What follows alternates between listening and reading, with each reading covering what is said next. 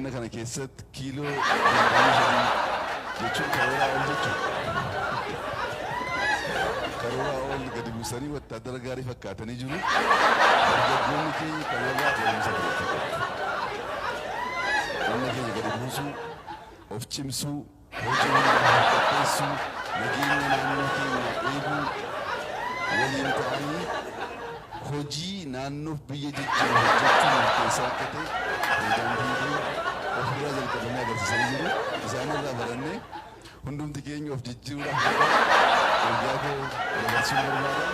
As argamuu keenyatti kanaan dura kan dhaabne guddatee akkaataa kanaan arguu danda'uu keenyatti baga gammaddanii jabaadhaa. Tokkummaan keenya, bilisummaan keenya, caallee argamuun keenya, misoomni keenya